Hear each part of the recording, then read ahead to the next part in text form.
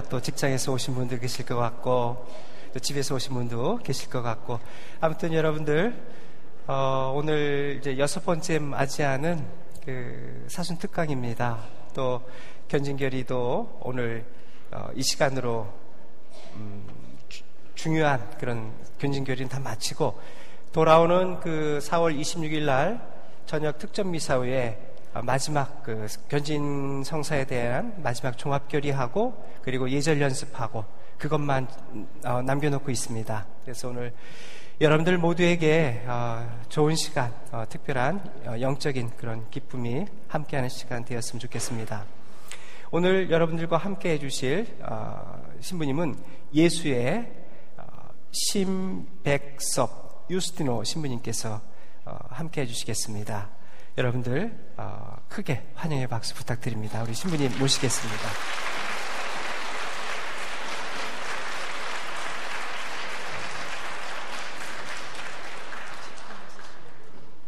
여기 칠판 쓰시고 혹시 이 마이크를 같이 쓰면 하우링이 생겨서 무슨 소리인지 모르겠어요. 여기서만 쓰시는 거 쓰세요. 알겠습니다. 시작하실 때 시작 기도 해주시면 되겠습니다.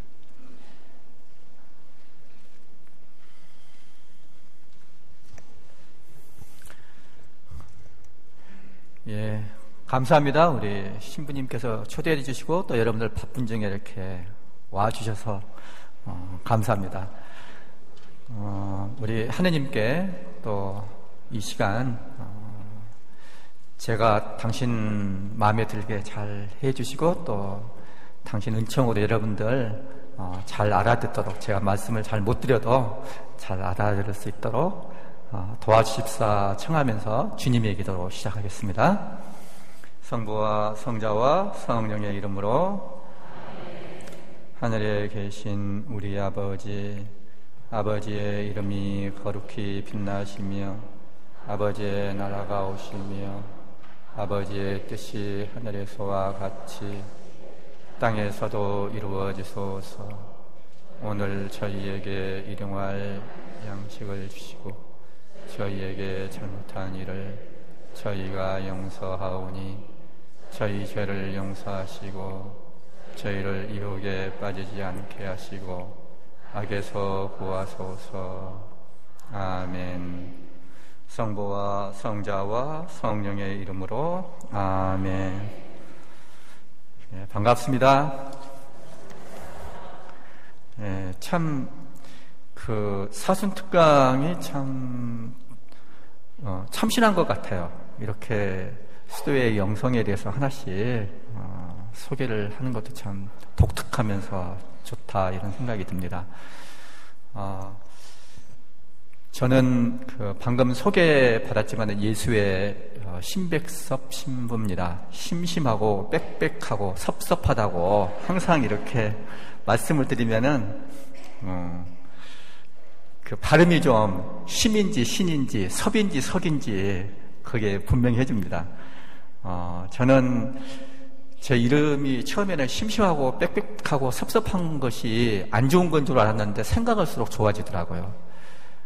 심심한 것은 수도자로서 참 좋은 것이 아닌가? 그리고 섭섭한 것은 사제로서 필요한 것이 아닌가?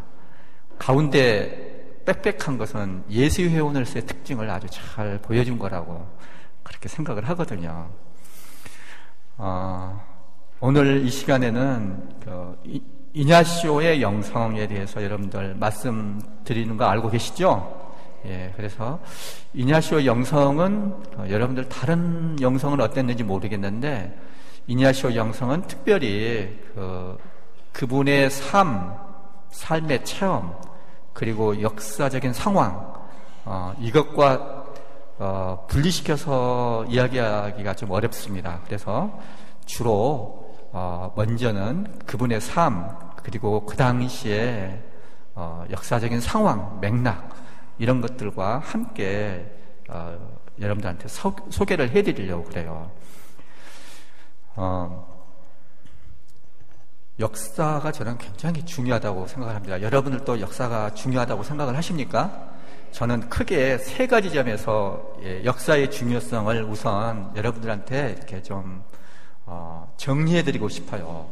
역사가 왜 중요하냐면요.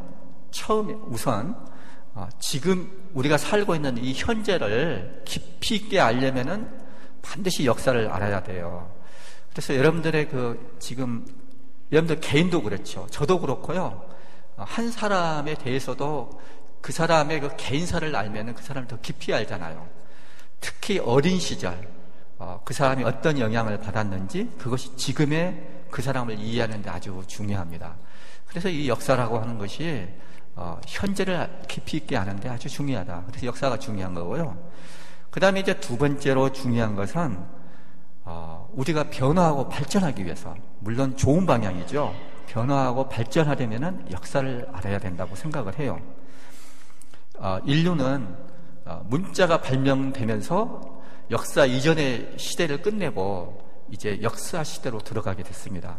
이 문자라고 하는 것이 역사 기억을 보존하는 하나의 장치잖아요. 그래서 인류가 그때부터서 아주 놀라운 발전을 거듭할 수가 있게 됐습니다.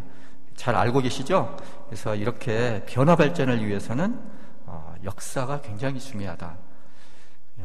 요즘에 이제 유명한 말이 그런 얘기가 있죠. 단재 신채호가 했던 얘기라고 그러는데, 역사를 잊은 민족에게는 미래가 없다. 그런 얘기를 했죠. 그래서 우리가 이제 영성에 있어서도요, 이 영성의 역사를 모르면은 앞으로의 새로운 시대 상황에 맞는 좋은 영성을 발전시켜 나가기 어렵다고 볼 수가 있어요. 그래서 역사가 참 중요하다. 그리고 특별히요, 그 중요한 일은 반드시 기억을 하고 반복을 하고 재현을 할 필요가 있습니다. 여러분들 생일날 기념하시죠? 중요하죠. 내가 태어난 거. 그리고 결혼하신 분들은 결혼 기념일 기억하십니까? 중요하기 때문에 그런 거는 기억합니다. 우리 종교에 있어서 항상 미사드리잖아요. 성체성사를 하는 것은 가장 중요한, 십자가상에서 우리를 위해서 당신 목숨을 바치신 그분의 사랑을 잊지 않기 위해서, 그게 그만큼 중요하기 때문에 우리는 매일같이 또는 매주 한 번씩은 미사를 드리는 것입니다. 중요한 것은 반복해야 되는 것이죠. 이냐시오 성인 같은 경우는 특별히 이 기억이랄지 성찰 이런 걸 아주 중요하게 생각을 하셨어요. 그래서 그분은 중요한 경험이 있으면 그냥 넘어가지 않습니다. 반드시 앞으로의 발전을 위해서 성찰을 하도록 그렇게 권해요. 성찰을 해가지고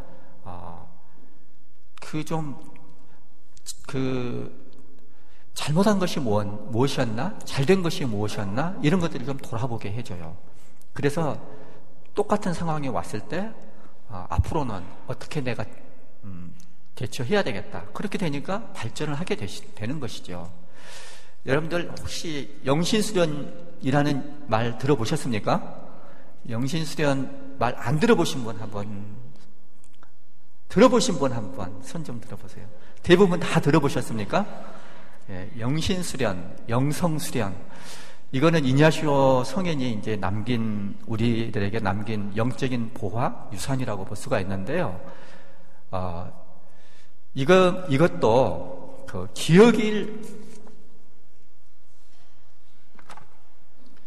이것도 말이죠. 기억을 했기 때문에, 그리고 성찰을 했기 때문에 이거는 중요하다. 나한테만 끝낼 일이 아니다. 정말로 이것은 다른 사람들한테도 적용되고 함께 해나가면 나눠졌으면 좋겠다. 그래서 이제 기록이 되고 그래서 우리들이 이제 이용을 할 수 있게 된 거예요. 그만큼 기억하고 기록한다는 것이 참 중요하죠. 여러분들 피정 아시죠? 피정이 언제부터 생긴지 아세요? 지금 우리가 하고 있는 이 피정 프로그램은 영신수련이 원조입니다. 영신수련 이전에는 그런 프로그램이 없었어요. 이런 프로그램이 생겨난 것은 이냐시오 성인이 당신이 어떤 신앙 체험을 한 거예요. 하느님 체험을 하고 나서 이거는 중요한 것이기 때문에 기억해야 되겠다. 그리고 성찰하고 그리고 기록을 한 거예요. 물론 발전시켜 나갔죠. 그런 것들을. 그래서 그것이 시작이 돼가지고 다른 동료들한테 이 영신수련을 전하게 되었고, 그리고 이제 기록이 남아가지고 이후 쭉 계속돼가지고 지금 우리가 하는 이 피정, 여러 가지 다양한 피정 프로그램으로까지 발전이 된 거예요. 그만큼 기억을 한다는 거, 기록을 한다는 거, 역사의식을 갖는다는 거 굉장히 중요하다고 볼 수가 있습니다. 마지막으로 이제 세 번째는 이렇게 현재를 더 깊이 있게 알고, 두 번째는 변화 발전하기 위해서 필요하지만은, 세 번째는 역사라고 하는 것은 무엇보다도 현재와의 대화라고 생각할 수 있어요. 제가 조금 여러분들 수준을 저는 고급으로 생각하고 이야기를 하겠습니다. 저는 막 초등학생 다루듯이 이야기를 하고 싶지 않아요. 다 얘기를 잘 알아들으실 거라고 저는 전제하고 밤껏 이야기를 해드릴 테니까 너무 막 문자 쓴다고 그렇게 욕하지는 마십시오. 제가 이제 역사라고 하는 것은 무엇보다도 세 번째에 있어서 현재와의 대화다. 내가 나의 어떤 새로운 지평을 여는데 굉장히 중요한 그런 측면이 있는데요. 그건 뭐냐면은요, 옛날에 그 근대 역사학의 아버지라고 하는 랑케라고, 이거는 뭐 대학교에서 여러분들이 무슨 뭐 사학개론 이런 거 들었으면은 다 기억하실 거예요. 이 랑케라고 하는 사람은 굉장히 이제 객관주의적인 그런 역사학을 창시를 했다고 볼 수가 있어요. 지금도 여러분들은 역사하면은 객관적인 것, 과거의 사실을 있는 그대로 연구하는 것, 이렇게 생각할 수 있을지 모르겠는데요. 그거는 아주 지금에 와서는 그렇게 생각하는 것은 조금 유치하게 됐어요. 이제는 그냥 초딩 단계에서 그 정도로 생각하는 거고, 이제 중등학교만 오더라도 생각을 좀 이제 바꿀 수 있는 그런 때가 됐어요. 지금 시대는 그렇죠. 역사라고 하는 것은 무엇보다도 객관적인 역사가 아니라, 그렇다고 완전히 주관적인 역사도 아니고, 주관과 객관이 같이 이렇게 오버랩된 거라고 볼 수가 있어요. 그 E.H. 카의 역사란 무엇인가, 유명한 책 아시죠, 여러분들? 거기서 뭐 많은 얘기가 나옵니다만은 가장 유명한 게 뭡니까? 거기서 하는 얘기가, 역사란 것은 과거와 현재의 대화다, 이렇게 이야기를 해요.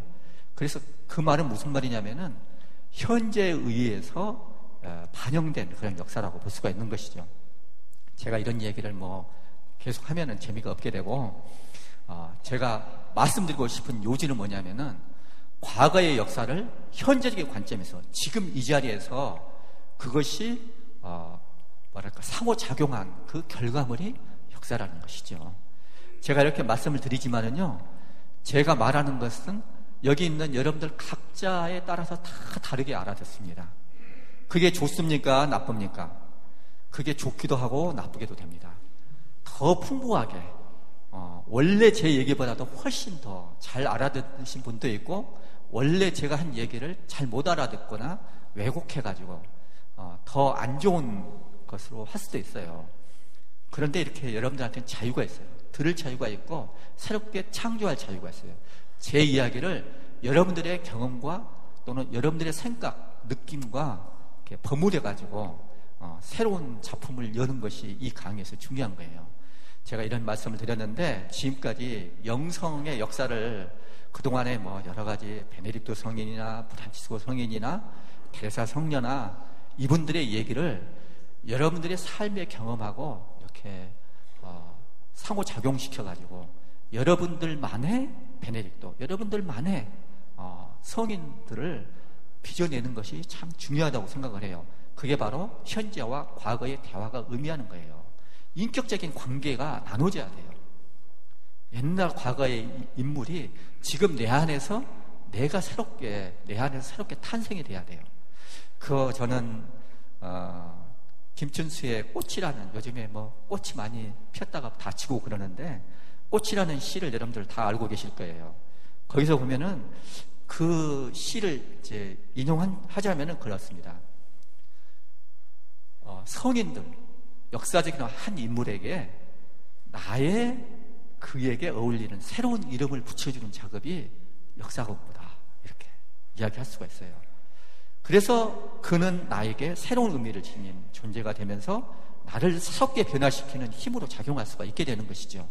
그렇게 공부를 해야 돼요. 역사라고 하는 것이 나하고 깊이 인격적인 상호작용을 거치는 것, 이것이 굉장히 중요합니다. 그래야지 나에게 새로운 미래를 열어주고 그는 나에게로 와서 나의 삶을 새롭게 활짝 꽃피우는 그런 꽃이 될 수가 있는 것이죠. 그렇게 지금까지의 영성의 중요한 성인들, 영성의 대가들을 그렇게 받아들이셔야 되고 지금 제가 하는 것도 그렇게 받아들이시면 좋겠습니다. 자, 이제 좀 서론이 길어졌는데요. 그러면 본격적으로 이냐시오의 얘기를 하겠습니다. 이냐시오는 그 역사적인 시온을 너무나 잘 타고 났다고 생각을 해요. 그런 유명한 이야기였죠. 시대가 만든다고, 인물은 시대가 만든다고 그러죠. 정말로 시대가 만들었다고 생각을 하게 돼요. 이냐시오 성인을 보면은. 그런데 모든 성인들이 다 그래요. 아무 시대나 그냥 이렇게 중요한 인물들이 나오지는 않아요. 특별히 여러분들 베네딕토 성인 있죠? 베네딕토 성인은 어떤 중요한 시대에 태어난지 아세요? 아우구스티노 성인이 고대가 끝나는 무렵에 태어나서 활동하셨다면은 베네딕토 성인은 중세가 시작되는 바로 그 출발점에 태어나서 활동하신 분이에요. 그러니까 고대와 중세가 이렇게 만나면서 한편으로는 굉장히 혼란의 시대고 우리 시대와 마찬가지로 혼란의 시대이기 때문에 도덕적인 문제가 아주 심각했던 그런 시대이기도 해요. 그런 시대에 태어나서 활동한 사람들이 바로 아우구스티노고 베네딕토 성인인데 이 두 분은 우리 수도회의 영성에 있어서 굉장히 중요한 양대 축을 이루는 분들이세요. 그리고 이제 중세 전성기에 또 두 분의 성인이 출연하는데요. 그분이 바로 도미니코 성인과 프란치스코 성인이세요. 그런데 이 두 분은 말이죠. 굉장히 그때 또 중요한 일이 생겨났는데요. 중세 전성기이면서 지금 우리 시대, 근대에 맹아가 싹튼 시대라고 볼 수가 있어요. 무슨 말씀이냐면요. 한편으로는 대학이라고 하는 거. 지금 다 대학 다니죠. 웬만한 사람들은 다 대학 다니죠. 그때 대학이라고 하는 것이 생기기 시작했어요. 그리고 또 하나 중요한 건 뭐냐면은 자본주의의 맹아가 싹튼데요. 이 자본주의에 있어서 여러분들 핵심이 뭔지 아세요? 자본주의의 핵심은 무엇보다도 산업자본보다도 더 문제가 되고 중요한 게 금융자본이에요. 돈 중에서도 자본이 되려면 뭐예요? 모든 돈이 다 자본은 아니죠. 내가 바로 여기 옆에 그 목동 야구장 있죠. 저 야구 되게 좋아해요. 근데 이 야구장에 가지고 내가 10,000원을 주고 야구를 보는데 썼다면 그건 그냥 돈이고 자본이 되질 않아요. 근데 이제 어쩌다가 여기서 이제 코리안 시리즈를 하게 됐어요.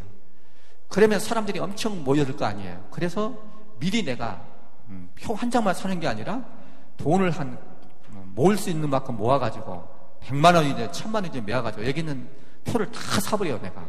그래가지고 그냥 거기다가 몇 배를 불려가지고 안표를 판다 이거죠. 그러면 그 돈은 뭐가 됩니까? 자본이 돼요, 그때. 그래서 이 자본, 이렇게 돈 놓고 돈 불리는 이 자본이 언제부터 본격적으로 시작이 됐는가? 바로 프란치스코 성인 때부터 시작이 됐어요. 그래서 바로 우리 시대를 이제 출발점으로 하기 때문에 대학이 생기면서 이제 옛날에 말만 하면 고분고분 듣던 어린애가 아니에요. 이제는 자기가 컸다고 부모한테 반항하는 사춘기에 그런 어떤 지성이 싹트는 그런 시대가 시작이 된 거고, 또 한편으로는 부모가 이렇게 막 함부로 할 수가 없어요. 이제는 힘이 생겨가지고 엄마 이제 아들이 커가지고 엄마가 한 대 때리려고 하니까 탁 잡고 그냥 엄마를 위압해버리는 이렇게 힘이 생긴 거예요. 바로 그것이 바로 돈의 힘이죠. 그래서 자본의 힘이고, 그래서 그 전까지는 이 고리대금업은 굉장히 죄악시 됐어요. 그런데 이때부터 은행가, 상업, 자본가 이런 사람들이 행세를 하기 시작하는 때가 됩니다. 그래서 그때 나왔던 사람이 바로 이 지식과 이 지식의 힘과 이 자본의 힘, 여기에 대해서 그리스도의 가르침 안으로 이걸 어떻게 하면은 그리스도의 가르침과 조화를 시킬 수 있을까, 이걸 고민하고 꽤 성공적으로 했던 인물이 바로 지식에 있어서 이단에 대항한 도미니코 성인이었고, 자본에 있어서 부자에 대해서 청빈을 역설한 프란치스코 성인이 있었던 거예요. 제가 이제 마지막 강의니까 이렇게 수도의 역사를 다 정리해 주는가 보다, 여러분들은 그렇게 생각하시겠지만은, 사실 이냐시오의 영성을 알려면은 이런 그 역사를 몰라가지고는 이냐시오의 영성도 이해를 못해요. 이냐시오의 영성은요, 그 전까지 서유럽의 수도의 수많은 역사를 나름대로 수렴한, 종합한 하나의 뭐라 그럴까요? 저수지와 같았어요. 그래서 모든 영성의 흐름이 이냐시오 영성 안에서 싹 이렇게 종합이 되고, 여기서 근대 영성이 다시 싹 흘러나가는 그런 원천과도 같은 거라고 볼 수가 있어요. 이냐시오한테 특별히 중요했던 사람은 크게 세 분으로 생각을 할 수가 있어요. 하나는 누구냐면은 제가 말씀드렸지만은 베네딕토고, 또 하나는 프란치스코예요. 근데 사실 영성의 흐름이 그렇게 이어져요. 제가 지금 여기서 이제 이런 역사를 너무 많이 이냐시오가 종합했다는 것을 말씀드리고 싶어서 그런 거예요. 사실 베네딕토 성인은 프란치스코 성인에게 맥이 전해졌으면서 하나의 연속성을 보여주면서, 또 하나 프란치스코는 베네딕토와는 다른 어떤 불연속성을 보여줬는데, 그것은 뭐라 그럴까요? 굉장히 그 당시로서는 혁명적이게도 뭐라 그럴까? 수도원의 어떤 울타리 바깥으로 나간 거예요. 그래서 마을로 직접 찾아가는 그런 영성을 보여주는 게 중요한 특징이 됐어요. 그래서 이제 이분들을 잇는 것이 이냐시오 성인이었지만은, 베네딕토와 프란치스코와, 그 다음에 이냐시오 성인은 또 개인적으로 카르투시오를 굉장히 좋아했어요. 한때 카르투시오 수도원에 들어가려고까지 할 정도로 굉장히 중요하게 생각했다는 건데요. 하여튼 지금 이냐시오의 영성을 알려면은 베네딕토 영성과 프란치스코 영성, 카르투시오 영성, 이런 크게 세 가지가 같이 종합이 된 거라고 볼 수 있는데, 그것은 이전까지의 모든 서유럽의 수도의 영성을 대표하는 것이라고도 볼 수가 있죠. 근데 그것만이 아니었어요. 이냐시오는 거기다가 새롭게 근대적인 특성을 새롭게 첨가를 한 것이 굉장히 다른 점이었죠. 프란치스코와 도미니코 때가 1200년을 전후로 한 13세기 초에 근대 자본주의가 새롭게 출발하는 그 기점이라고 본다면은요, 이제 이냐시오 시대 때는요, 절대주의가 시작되는 시기예요. 그래서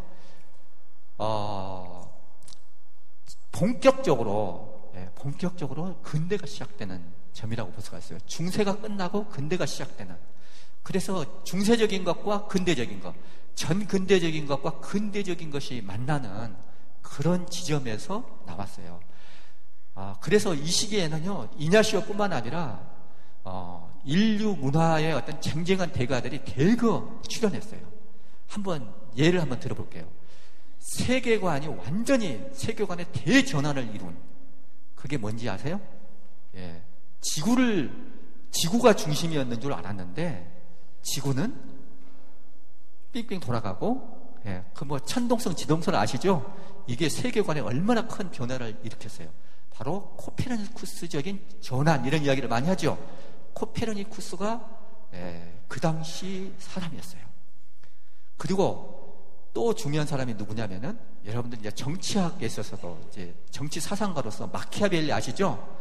이 마키아벨리가 그 당시 사람이었어요. 또 중요한 사람이 이제 휴머니스트의 르네상스 휴머니즘의 왕자라고 할 수가 있는 에라스무스, 그리고 토마스 모어가 당시 사람이에요. 그리고 여러분들 그 이름 소개할 필요가 없는 레오나르도 다빈치, 미켈란젤로, 또 라파엘로, 이런 사람들이 다 그 당시 사람이에요. 그리고 또 루터와 칼뱅, 이런 사람도 다 이냐시오 시대의 사람들이에요. 대거 그냥 이 문화 영웅들이 대거 출연한. 그래서 저는 야스퍼스가 추계 시대라고 이야기를 했는데 철기 시대가 끝나고 고대가 시작되는 그 지점에서 추계 시대가 시작이 됐죠. 그런데 추계 시대에 버금가는 아주 중요한 시대가 바로 이 시기였다고 생각을 할 수가 있어요. 전 근대에서 근대로 바뀌는 그런 시기죠. 제가 좀 이렇게 숨을 몰아쉬면서 이야기를 했는데요. 그러면 지금 우리 시대하고 이렇게 관련을 지어서 여러분들은 생각을 해볼 수가 있어요. 우리 시대도 지금 상당한 혼란의 시기다. 우리 시대도 서로 이질적인 것들이 이제 충돌하는 시기다. 그런 생각을 할 수가 있어요. 할 수가 있어야 돼요. 그래서 이냐시오는 그런 면에서도 관심을 갖게 돼요. 그래서 베네딕토나 프란치스코나 이냐시오는 어떤 면에서 상당한 전환기를 살았던 사람들이에요. 지금 우리는 모더니티, 이렇게 근대주의하고 후기 근대성이 결합되는 그런 시기예요. 그래서 옛날에는요, 한 1~20년 전까지만 하더라도요, 학자들이 실학적인 걸 되게 좋아했어요. 근대적인 걸 아주 좋게. 그래서 무슨 근대화 이런 것들 얘기만 나와도 그냥 아주 광채가 빛나고 그랬거든요. 근데 지금 여러분들 벌써 온난화가 시작되고 꽃이 그냥 다 미쳤잖아요. 그냥 한꺼번에 다 피고 벚꽃 축제를 언제 맞춰야 될지 모를 정도로 이렇게 다 온난하고, 그래서 지금은 근대의 어떤 그 역효과랄까, 부작용이 우리 눈앞에 보이면서, 그리고 너무 피곤해졌잖아요. 그죠? 너무 피곤해요. 사는 게 너무 피곤하고, 이렇게 되니까 근대 이전의 것을 그리워하는 그런 시대가 됐어요. 우리도 어떤 전환기에 와 있는 거예요. 그래서 이런 영성의 대가들의 그 시대하고 우리는 무관하지 않아요. 깔메르 영성을 새롭게 시작한 대대레사랄지, 십자가의 성 요한은 이냐시오보다 조금 후대인 같은 스페인에서 활동한 사람들이죠. 그 사람들도 같이 스페인 황금기에 살았던 전환기를 살았던 사람들이라고 볼 수가 있어요. 그래서 이제 우리 시대하고 참 관련이 많구나, 이런 생각을 먼저 했으면 좋겠어요. 제가 이제 서론이 길었는데요. 그러면은 이냐시오가 누군지 그 삶을, 그리고 그 역사적인 상황과 관련해서 제가 말씀을 드릴게요. 저는 이거 독학으로 다 누가 이런 거 가르쳐 주지 않더라고요. 근데 제가 원래 옛날에 종교사를 공부를 했거든요. 이 종교사를 공부할 때 참 중요하게 생각하는 게 뭐냐면은 그 역사적인 맥락 안에서 종교랄지 신앙을 보는 거예요. 저는 그것이 참 옳다고 생각을 해요. 그래서 누가 이렇게 이냐시오의 영성에 대해서만 이야기를 했지, 그게 어떤 역사적인 상황, 맥락에서 나온 것인지 알 수가 없었어요. 그래서 제가 그 스페인 말도 잘 못하는데 여기저기 이런저런 그냥 자료들을 좀 뒤적이면서 제 나름대로 이렇게 찾아본 얘기들이에요. 이냐시오 로욜라는 언제 태어났냐면요, 1491년이에요. 근데 여러분들 외우려고 할 필요가 없어요. 제가 외우지 않아도 외우게 말씀드릴게요. 어느 때냐면요, 여러분들 임진왜란이 언제 일어난지는 다 아시죠? 그거는 아시죠? 저는 그거 모르는 사람은 여기 없을 거라고 저는 생각을 해요. 1592년이죠? 그러면 딱 100년 전으로 잡으면 돼요. 1492년에 스페인에서는 엄청난 두 가지 사건이 있었어요. 바로 그 전에 태어난 사람이 이냐시오 로욜라예요. 로욜라의 이냐시오라고 하죠. 1491년에 태어났다는 말이에요. 근데 바로 태어난 바로 다음에 정월 초 이튿날 1492년 1월 2일 날 무슨 일이 있었냐면요, 여러분들 아람브라의 궁전 아세요? 들어보셨죠? 클래식 기타의 그 선율은 사람의 마음을 상당히 애리게 만들죠. 그죠? 감미로우면서. 그게 바로 그라나다 왕국에 있는 궁전이었는데요. 그 그라나다 왕국이 무너진 해예요. 그러면 어떻게 되냐면요, 제가 지도는 잘 못 그리지만은 그냥 옛날 이야기, 아주 중요했던 옛날 이야기 듣는다 생각하고 들어주십시오. 저녁 식사 했는데 졸리지는 않습니까? 들을만 합니까? 이베리아 반도가 있어요. 이베리아 반도. 이베리아 반도는요, 이렇게 유라시아 반도가 있죠? 예? 유라시아 반도에서 한반도는 어디가 있어요? 동쪽에 북쪽에 있어요. 동부가. 여기에 있는 반도가 바로 우리가 살고 있는 한반도예요. 근데 동쪽 북쪽이 아니라 유라시아의 이 대각선에 해당되는 남쪽 서쪽에 있는 반도가 있어요. 이 반도 이름이 무슨 반도라고요? 이베리아 반도예요. 그래서 한반도와 이베리아 반도는 대척점에 있다고 볼 수가 있어요. 근데 이 이베리아 반도를 확대를 시켜서 이제 그리면은 그냥 대충 이렇게 그릴 수가 있어요. 이게 이제 이베리아 반도라고 볼 수가 있거든요. 이쪽에 이제 무슨 자루몽퉁이 같이 생겼어요. 그죠? 예. 여기가 이제 피레네 산맥이 있어요. 피레네 산맥의 경계가 돼가지고 이쪽이 이제 프랑스예요. 프랑스고 이쪽이 이제 이태리 반도가 이제 나오겠죠. 그죠? 마이크가 왔다 갔다 해가지고 저 뒤에 들리다가 안 들리다 그러지는 않습니까? 저 뒤에 계신 분. 괜찮아요? 잘 들립니까? 예, 좋습니다. 근데요, 이베리아 반도에 제가 정확한 지점은 모르겠는데 이 남쪽에 그라나다 왕국이 있는 거예요. 조그만한 소왕국이에요. 그리고 이 피레네 산맥, 프랑스 근처에 있는 왕국이 나바라라고 있는 왕국이 있어요. 예. 그리고 이쪽에, 있는 왕국이 뭐냐면은 포르투갈이라고 있어요. 포르투갈. 그 다음에 이제 이쪽에 있는 왕국이 뭐냐면은 아라곤이라고 있어요. 아라곤. 그라나다. 나라가 이렇게 엄청 쪼개져 있죠. 근데 이게 어떻게 된 거냐면요. 한 750년 가까이, 750년이 더 넘죠. 770, 80년인가? 770, 80년, 800년에 가까운 700 몇십 년 동안, AD 7세기부터 마호멧이 이슬람교를 창시했죠. 그죠? 그 뒤에 7세기 그런 일이 있고 나서 이게 이슬람 세력이 다 여기를 점령을 해버려요. 어디를요? 이베리아 반도도 이슬람 세력권 안에 다 들어가요. 들어가자마자 그때부터서 잔존해 있는 그리스도교 세력이 이 이슬람 세력을 몰아내기 위한 끈질긴 투쟁을 시작을 한 거예요.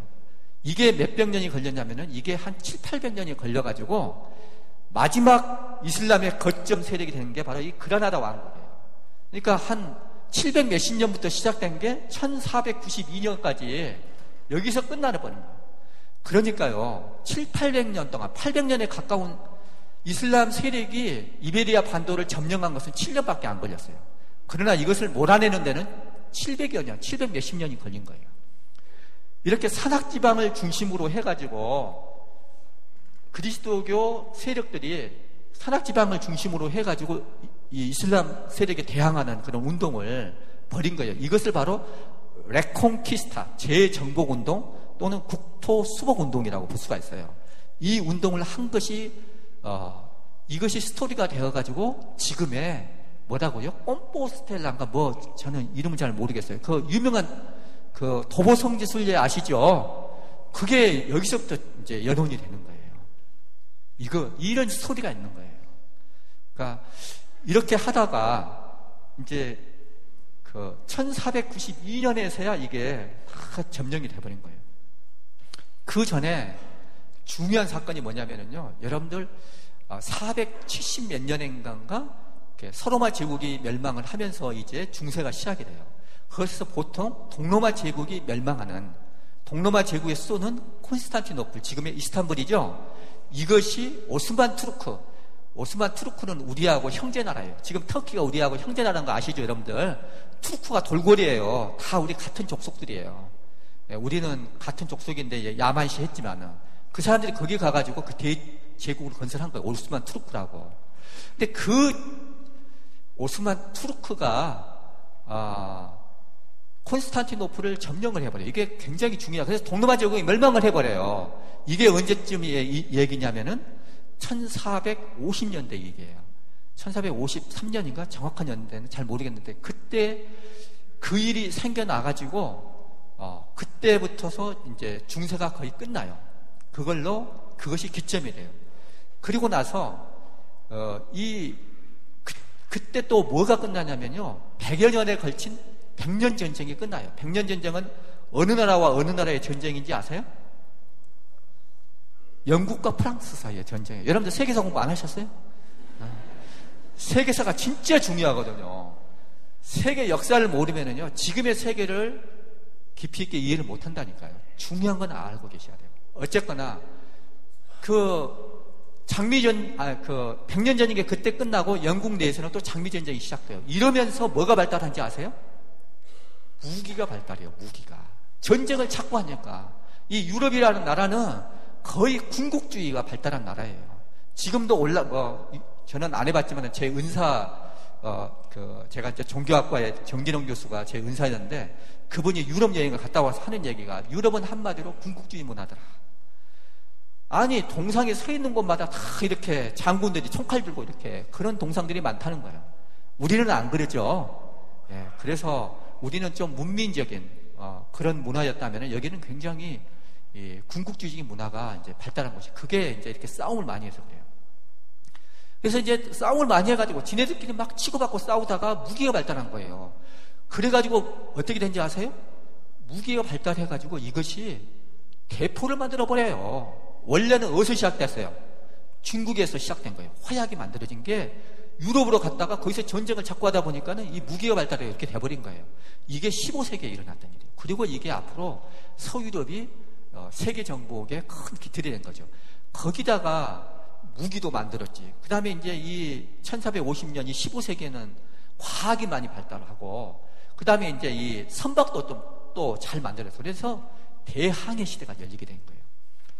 그래가지고 나온 것이 뭐냐면, 이 1492년 1월 2일 날 그라나다가 함락됐다면은, 1492년 10월 달에는, 10월에 어느 좋은 날이지, 유럽 사람들한테는 좋은 날이겠고, 아메리카 사람들은 정말 나쁜 날이 되겠지만은, 10월에 어느 날에, 콜럼버스가 아메리카를 발견하는 날이 돼요. 그래가지고 이때부터 뭐가 시작된지 아세요? 대항해 시대가 열리면서 이때부터 세계화 시대가 시작된 거예요. 세계화 시대의 원년이에요. 지금 우리는 세계화 시대를 살고 있죠. 이렇게 대항해 시대가 열리기 전까지는요, 개별 문명권의 시대였어요. 문명권 간에 우선 중국 문화권, 동아시아 문화권, 유럽 문화권, 그것도 서유럽 문화권, 동유럽 문화권, 아프리카 문화권, 아메리카 문화권, 이렇게 개별 문화권이 독자적으로 독자성을 유지하고 있었는데 약간의 교류는 있었죠. 그러나 별 중요한 교류는 아니었어요. 근데 이제 대항해 시대가 열리면서 세계가 하나가 돼버린 거예요. 이렇게 이 시대는 그 전과 그 후를 가르는 시대예요. 진정한 의미의 세계사 시대가 열린 거예요. 근데 하여튼 이 전쟁을 하다가 이 대포도 발달하고 어선도 발달해가지고 이게 한 바퀴 삥 돌아가지고 이제 10월 달에 그런 일이 생기고 나서 100년 후에는 어떻게 돼요?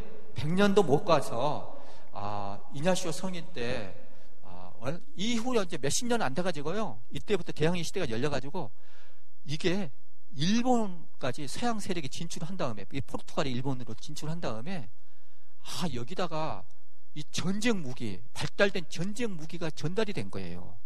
그러니까 이 어린애한테 장난감 곤충이라도 주면은 이거를 써먹겠어요? 안 써먹겠어요? 이게 써먹고 싶어서 근질근질 해가지고 어디다 써먹었어요? 한반도에다 써먹었어요. 그게 바로 임진왜란이 돼버린 거예요. 그래서 이제 세계사에 이런 일들이 우리나라에 직접적으로 영향을 미치게 된 거예요. 이 임진왜란과 병자호란은 조선시대를 완전히 근본으로부터 바꿔놔버린 그런 일이 되지요. 이렇게 이야기를 하고 영성은 언제 이야기할지 모르겠는데 그냥 나오는 대로 저는 할게요. 그래서 이냐시오 시대가 이제 태어나가지고 여러분들이 아셔야 되는데, 이 두 가지 사건이 일어났다는 거고, 이 나바라 왕국이랄지 그라나다 왕국은 소왕국이었고 3대 연합왕국이 있었어요. 이 3대 연합왕국은 여러 왕국들이 합쳐가지고 큰 왕국을, 대왕국을 이제 형성한 건데, 그 3대 왕국이 뭐냐면은 포르투갈과 아라곤과 이 나머지 3분의 2를 차지한 카스티아, 중앙의 카스티아라고 해요. 이 카스티아 왕국, 이 세 왕국이 이베리아 반도를 형성하고 있었어요. 서로 이제 이슬람 세력을 몰아내면서 여러 군소 왕국들이 이렇게 난립을 하게 됐고, 그게 나중에 조금 뭉쳐진 것이 이렇게 3대 왕국으로 발전한 거예요. 근데 이냐시오가 1491년에 태어났는데, 그 전에 1469년에 카스티아의 왕이 후계자인 나중에 이사벨 여왕이 돼요. 이사벨 여왕하고 아라곤의 왕이 계승자인 페르난도가 서로 결혼을 해버려요. 그래가지고 한 왕국이 만들어지는데, 이게 바로 스페인이에요. 스페인은 1469년에 두 사람이 결혼하면서 출발을 하게 돼요. 출발을 하는데, 출발하자마자 이 대귀족들 있죠. 대귀족들은 이사벨이 포르투갈 왕자하고 결혼하기를 바랬어요. 근데 그걸 물리치고 아라곤하고 한 거예요. 그래가지고 내전이 발생했거든요. 내전이 발생했는데, 이 페르난도 왕이 이때 결혼했을 때 이 사람들은 17, 18세밖에 안 됐어요. 아주 젊은 애였어요. 10대야, 10대. 근데 얘들이 얼마나 당돌하고 똑똑했는지 몰라요. 이 페르난도는요, 너무나 똑똑해가지고 이 군사적인 전략가예요. 그래가지고 이 대귀족들을 전부 다 물리쳐버리고 10년 만에, 1479년에 10년 만에 다 평정을 해버려요. 국내를 다, 여기를 다 평정을 했는데, 근데 너무 영웅호색이라고, 이 페르난도 때문에 이사벨은 오래 못 살아요. 너무나 미남이고 재능도 출중하고 그런 전략가였지만은, 그러면은 이쁜 여자들이 또 가만 놔두지는 않잖아요. 그리고 남자는 또 그걸 마다하지는 않고, 그래가지고 이 이사벨 여왕은 굉장히 이 여조숙녀와 같은 현명한 이 여왕이었는데, 하여튼 조금 더 일찍 죽어요. 그래서 1479년에 평정을 해요. 그래서 이제 지금의 스페인이 생겨났는데, 1479년에 내전을 다 평정하고 스페인이 제대로 이제 출발을 하게 된 거예요. 그리고 나서 79년에서 얼마 되지 않아가지고 13년 만에 그라나다를 물리쳐버려요. 800년이 가깝도록 물리치지 못한 이슬람 세력을 이제 완전히 몰아내니까 얼마나 스페인 국민들이 열광했겠어요. 그러겠어요, 안 그러겠어요? 오랑캐를 다 물리쳤다 이거예요. 그리고 나서 나바라도 점령을 해버리고, 이게 다 이제 여기에 이제 스페인권에 다 들어가게 돼요. 여기 프랑스하고 나중에 이제 전쟁이 계속 붙었지만은, 그리고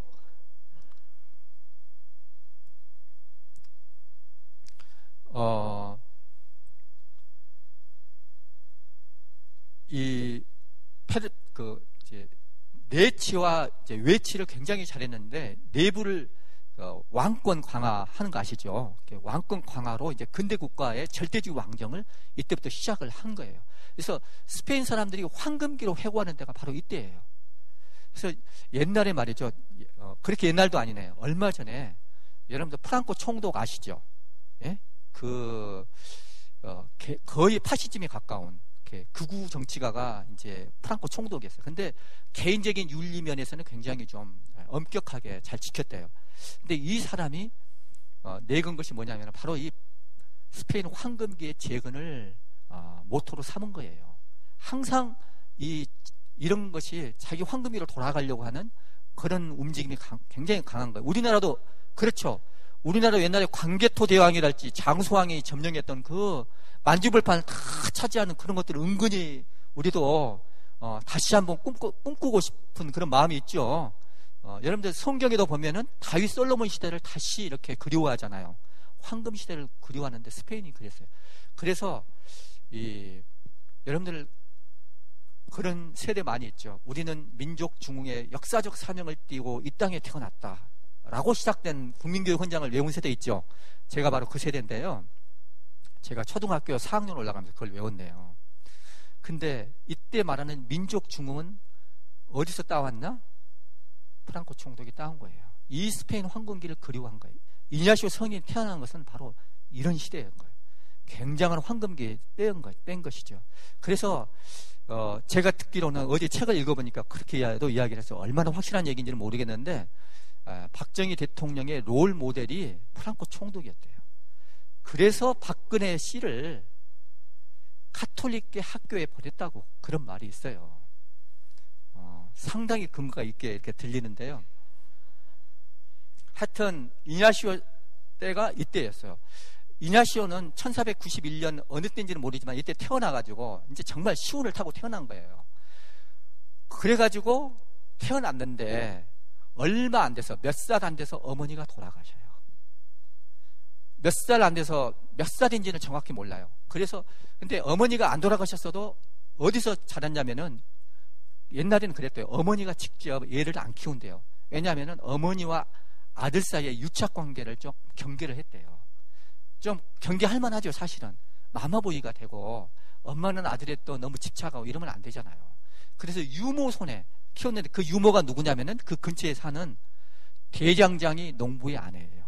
그래서 이냐시오는 귀족 출신이지만은 실제로 보고 자란 것은 뭐예요? 대장간에서 쇳불을 달구는 모습들, 농사 짓는 모습들, 서민들이 쓰는 말투들, 그 문화들, 이것을 같이 받았대요. 그래서 이냐시오는 상당히 귀족적이면서 상당히 서민적인 그런 풍모를 가져요. 근데 이 이냐시오 가게는, 이냐시오가 막내예요, 막내. 그러니까 엄마가 빨리 돌아가셨겠죠. 아빠도 조실 부모예요, 하여튼. 아빠도 한 10대 초반에 그냥 돌아가셔버려요. 근데 이냐시오가요,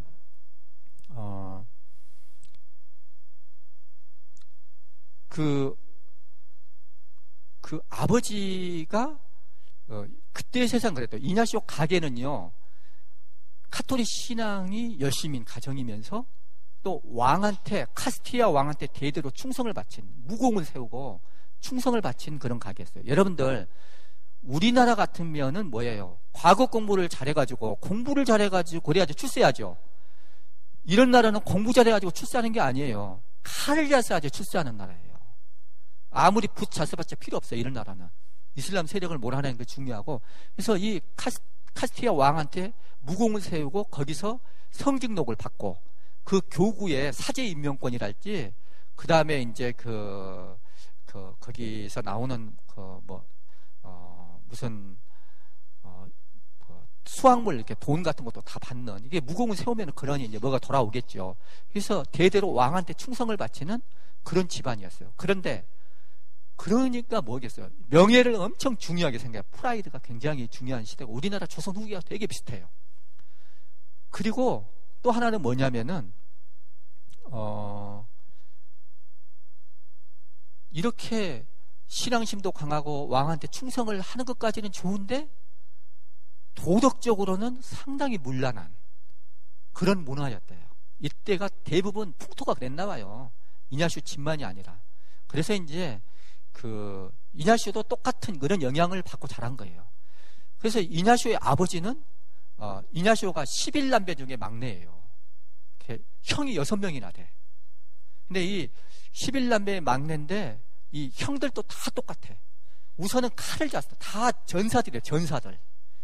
기사라고도 할 수 있죠. 전사들이에요. 그래가지고 전쟁터에 나가가지고 다 죽어버려요. 첫째 아들 죽어버려. 둘째는 목숨을 살려. 셋째 아들도 똑같이 주로 프랑스하고 많이 싸웠어요. 아니면은 투르크하고 싸우고 다 죽어요. 아니면은 다섯째 형인가는 아메리카 대륙에 나가가지고 여러분들 그 아즈텍 문명이랄지 이런 그 아메리카 정복을 하는 그것도 이제 다 칼을 쓰고 그런 것이잖아요. 그때는 그것이 출세에 굉장히 중요한 통로였기 때문에 그렇게 했어요.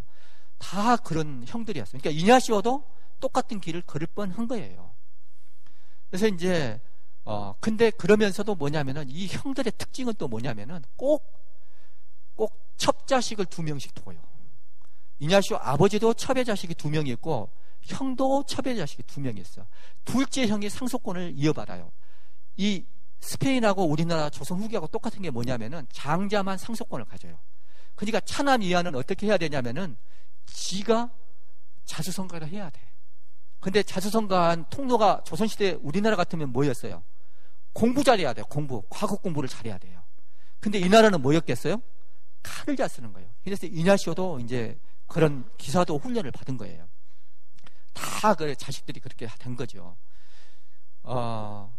근데 한편으로는 신앙심도 있고 한편으로는 도덕적으로 좀 문란하고 문제가 있고 좀 이런 집안에서 이렇게 했는데 이 이냐시오의 아버지는 막내가, 여러분들도 부모님이 계실지 모르지만 이 막내가 제일 안 돼 보이는 거예요. 눈에 밟히는 거예요, 항상. 근데 이냐시오 그 아버지하고 절친에 있던 사람이 누구였냐면은 페르난도 왕의 최측근이에요. 재무대신이에요. 그래서 의회 의원이기도 하고. 그러니까 굉장히 실력자죠. 이 사람하고 이냐시오 아버지가 절친이에요. 그래가지고 너의 아들 중에 하나를 나한테 주라. 그러면 내가 친자식같이 거둬서 키워주마. 그러니까 이냐시오 아버지는 이냐시오를, 막내인 이냐시오를 갖다 보낸 거예요. 그래서 이때가 이제 몇 살 때부터냐면은 15살부터 26살. 그러니까 가장 중요한 시기죠. 인생에 이제 그 인성이 형성되는 아주 중요한 시기인데 15살에 재무대신 집으로 가요. 그래가지고 정말로 그 사람은 좋은 사람이어가지고 자기 자식하고 이냐시오를 차별하지 않아. 똑같이 친자식같이 키웠어요. 그때 당시에는 물론 대학은 생겼지만 지금같이 보편화되지는 않아가지고 정치가로서 성공하려면은요 대학을 가는 것이 아니라 그런 유력자 밑으로 가가지고 일종의 수습기사가 되는 거예요. 그래서 이제 그런 훈련을 받은 거예요. 그거를 잘 했는데 정말로 운이 좋았죠. 정말 이냐시오는 정말 이제 이렇게 실력자 밑으로 가가지고 친자식같이 이렇게 교육을 받을 수가 있었으니까 얼마나 좋았겠어요. 그렇죠? 거기에 있는 모든 책들을 다 볼 수가 있었고 이렇게 좋았는데, 그러나 이 세상의 부귀영화, 권력은 다 덧없는 것이에요. 꽃은 10일 만에 지고, 그 다음에 권불 10년 그런 이야기를 하잖아요. 화무 11홍 그런 말을 하죠. 권세가 10년을 못 간다고. 진짜 15살, 26살 딱 되니까 25살 되던 해에 페르난도 왕이 죽어버려요. 그게 1491년 생인데 이냐시오가 1515세니까 1506년에 시작을 해가지고 26살 1514년경에 페르난도 왕이 죽어버려요. 죽고 나니까 어떻게 되겠어요? 그 최측근이었던 이 벨라스케스 케야르라고 하는 사람인데, 케야르의 벨라스케스라고 하는 그 아버지 역할을 해줬던, 이 보호자 역할을 해줬던 사람이 몰락을 하게 돼요. 원래 선정을 베풀었지만은 다 뺏겨버려. 후임 왕은 다 자기 측근한테 이제 주려고. 그러니까 화병이 나가지고 1년 만에 죽어버려요. 1514년에 페르난도 왕이 죽었으면 바로 다음에 15년인가 1년 만에 죽어버리더라고요. 죽고 나니까 이제 망명길에 올라야 돼요. 그래서 이 벨라스케스의 처 아내가 그 이냐시오하고 좀 이제 먼 친척 관계에 있는 어떤 사람을 추천해 줬는데, 그 사람이 바로 이 나바라 왕국의 총독으로 있던 사람이에요. 그래서 이 총독 밑으로 가가지고 거기서 주로 외교 군사 관련 일을 맡아서 했어요. 근데 이냐시오는 많이 능력을 발휘했대요. 그래서 정말 잘 나가려고 그랬거든요. 근데 문제는 뭐였냐면은 이 나바라하고 프랑스가, 이 스페인하고 프랑스가 전쟁을 해가지고 이 땅을 놓고 서로 각축전을 벌이게 됐어요. 근데 프랑스가 말이죠, 프랑스가 군대가 엄청 많아가지고 이 몇 대 몇이었더라? 이게 1000명 대 12,000명. 프랑스 군대가 12,000명이에요. 근데 스페인 군대는, 이 나바라에 있던 스페인 군대는 1000명밖에 안 돼. 근데 이 이냐시오는 얼마나 무모했냐면 완전 돈키호테예요. 1000명밖에, 12배나 더 많은 프랑스군을 상대로 끝까지 싸우자고 혼자 주장한 거야. 다 반대했어, 다. 그래서 자기 혼자 나가서 싸우다가, 그래도 꽤 끌었어요. 몇 시간 끌다가 6시간이나 끌었대요. 대포 총탄이 오른쪽 무릎 아래에 박혀버린 거야. 그래서 부상을 입어요. 이냐시오 이 얘기도 진짜 재밌어요. 하려면은 그냥, 근데 이렇게만. 근데 저도 말이죠. 이거 참고로 이제 웃자고 하는 얘기인데요. 제가 예수에 들어올 때는 어떤 일이 있었냐면요. 저는 프랑스하고 전쟁해가지고 이렇게 대포알 맞아가지고 다리를 다친 것이 아니라, 저는 이제 그 족구를 하다가 말이죠. 딱딱한 농구 가지고 빡 차다가 이 아킬레스건이 파열돼가지고 병원에 입원해가지고, 저는 그게 계기가 돼가지고 예수에 들어오게 됐어요. 그냥 웃자고 한 얘기예요. 그래서 이냐시오가 딱 30살이 되던 1521년의 일이에요, 이게. 그래서 이 시절이 끝나버렸는데 이냐시오는 옛날부터 꿈이 뭐예요? 기사로서 성공하는 거예요. 근데 이냐시오가 이전에 참 뭐랄까 좀 죄송합니다. 아주 속된 말로 하면 이냐시오는 한마디로 잡놈이었어요. 진짜 정말 아니 신앙심도 많고 그랬는데 왕한테 충성을 하고 그랬는데 이 야심도 많고 그런 사람이었는데 나중에 이냐시오 사생활을 찾는 그런 운동까지 벌어졌으니까 그리고 그러니까 어떤 연애 사건 유부녀 그것도 유부녀와의 무슨 뭐가 있어가지고 그 남편이 하여튼 그런 일도 막 벌어졌다고 그래요. 그래가지고 이냐시오의 영신수련에 보면은 자기가 경험을 한 것이 반영이 돼가지고 사탄이 마귀가 어떻게 우리를 꼬시냐를 어떻게 유부녀를 사내가 이렇게 꼬시는지 그 예를 들어가지고 영의 식배를 그렇게 하는 경우도 있어요. 그리고 이제 그 이냐시오는 막 싸움, 도박 이런 것들에 손을 대가지고 상당히 도덕적으로 문제가 좀 있었어요. 그런데 그래가지고 이냐시오의 그 프란치스코 회 수녀였던 그 친척 숙모가 뭐라고 그랬냐면은 이놈은 발목땡이라도 부러져야지 아마 정신을 차릴 것 같다고 이렇게 이야기했는데 진짜 발목땡이 부러져가지고 정신을 차리게 된 거예요. 프랑스 군대가 너무 가상한 거야. 용기가 가상해가지고 정성껏 치료해가지고 로열라 성으로 보내줬어요. 그 형님 집이죠. 어머니 역할을 했던 형수 집으로 왔어요. 근데 그 집에서 이냐시오는 기사소설을 읽으려고 했어요. 당시 유행했던 우리가 좋아하는 그런 영화들 있죠. 그런 영화를 보려고 했던 거예요. 그런데 그런 것은 없어 그 집에는.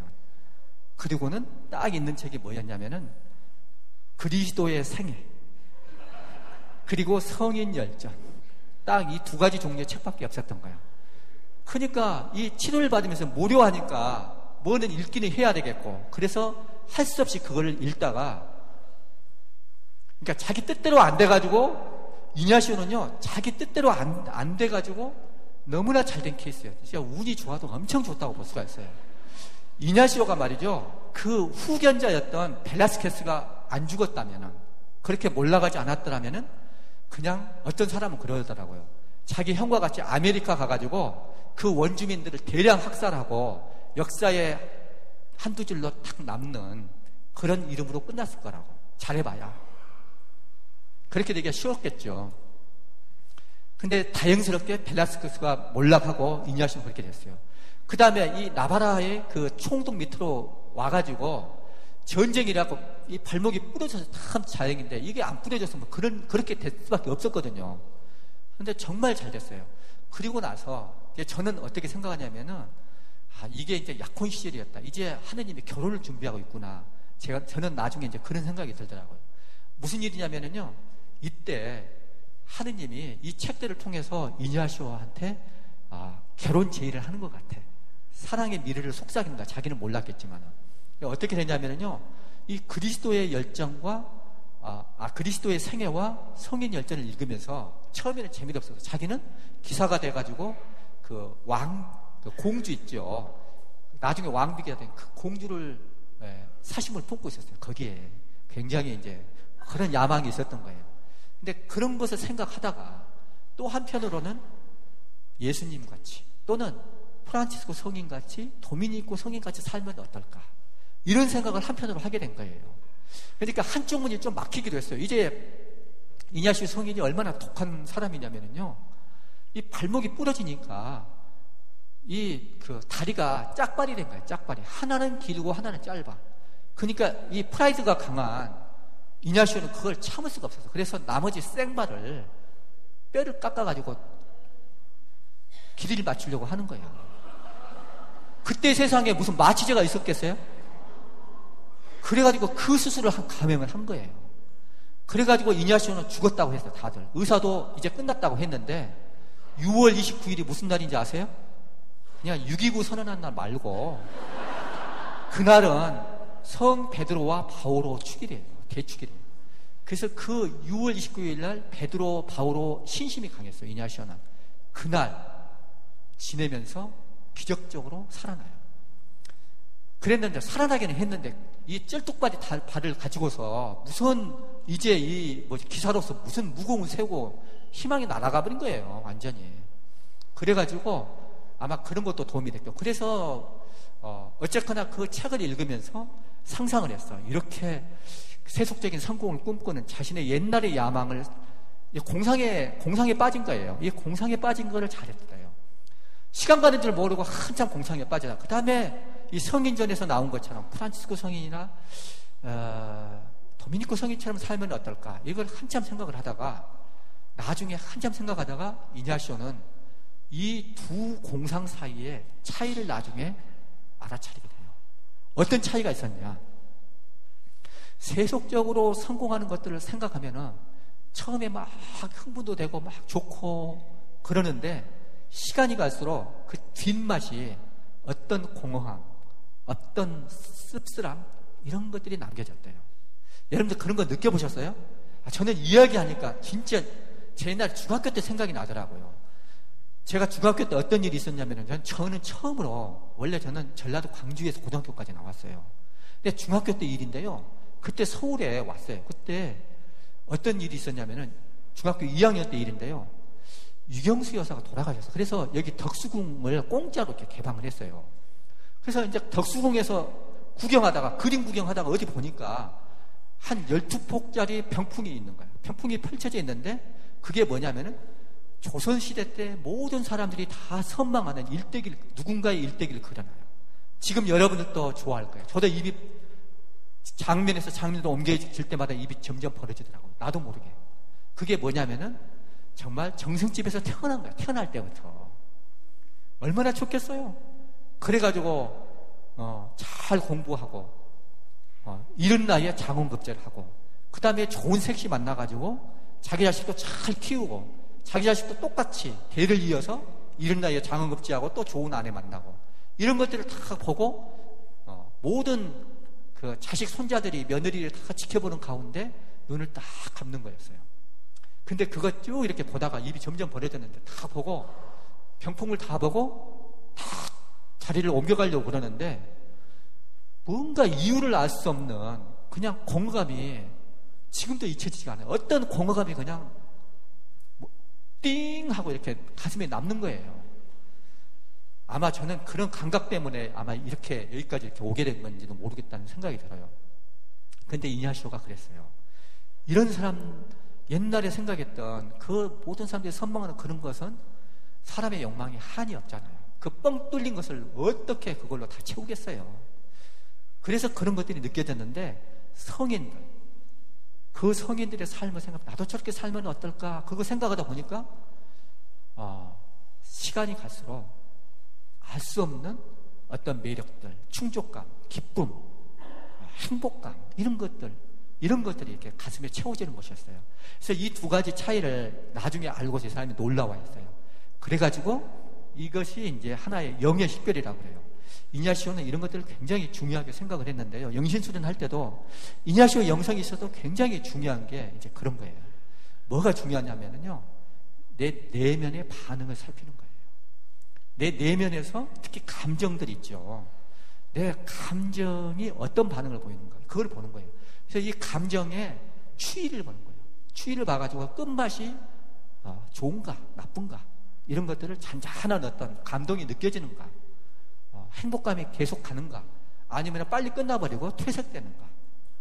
그래서 어떻게 보면은 이쁘게 폈다가 갑자기 사라지고 그 추한 모습을 남기고 치는 그런 꽃잎과 같은 건가, 아니면은 영원하게 빛을 발하는 잔잔하면서 그런 초록의 잎들인가, 이런 것들이 이냐시오가 굉장히 중요하게 생각하는 그런 판단의 기준이 된 거예요. 그래서 이거를 보면서 이냐시오는 나중에 생각을 거듭하다가 드디어 결단을 내리는 거예요. 프란치스코처럼 이름 없는 순례자가 되어가지고 그리스도와 같이 모욕받고 고독한 순례자가 되겠다. 그러면서 예루살렘에 이제 순례지로 떠나려고 그렇게 마음을 먹었어요. 그래가지고 그날 밤에 이제 자기 고향을 떠나가지고 이렇게 해서 예루살렘 순례길로 가려고 그랬는데, 가다가 이 아라곤의 중심지가 바로 카탈루니아 지방이에요. 여러분들 아시죠? 이 카탈루니아는 지금 바르셀로나 아시죠? 이 바르셀로나가 중심지예요. 바르셀로나 그때에도 이렇게 개도시였대요. 그래서 이 바르셀로나 근처에 이 몬세라트 수도원이라고 있어요. 그 수도원은 어떤 수도원이었냐면은 베네딕토 수도원이었어요. 베네딕토회. 근데 제가 아까 말씀드렸죠. 베네딕토, 프란치스코, 예수 이렇게 이어진다고. 근데 이 베네딕토회 이냐시오가 시온을 타고 난 게 바로 한 20년 전까지 이 몬세라트 수도원의 원장이 누구였냐? 굉장히 유명한 개혁가였어요. 종교 개혁가였어요. 그래서 이 사람이 완전히 이 수도원을 개혁을 해놨어요. 그래서 그 영성이 아주 충만한 그런 수도원이었던 거예요. 그래서 이제 여기서 시스네로스라고 하는 가리시아 시스네로스라고 하는 이 수도 원장이 영성 수련의 어떤 교본이라는 그 책자까지 남겨놨어요. 이게 아마도 이냐시오 영시 수련에 영향을 미치지 않았나?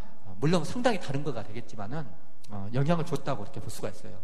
어쨌거나 거기서 총고회를 하고 여기서 한 1년 동안 거의 1년 동안을 1522년부터 23년까지 22년 초부터 23년 초까지 이 만네사라고 하는 바르셀로나 근처에 있는 조그마한 소읍이에요. 이 만네사라고 하는 동굴에 가가지고 거의 1년 동안 이렇게 수도를 해요. 근데 하기 전에 나 자신을 완전히 성모님한테 바치겠다 하고 밤샘 기도를 해요. 철야 기도를 해요. 저는 그것이 이냐시오가 결심하고 떠나가지고 이 수도원에서 성모님한테 철야 기도를 했던 게 첫날 밤이라고 생각을 해요. 결혼하고.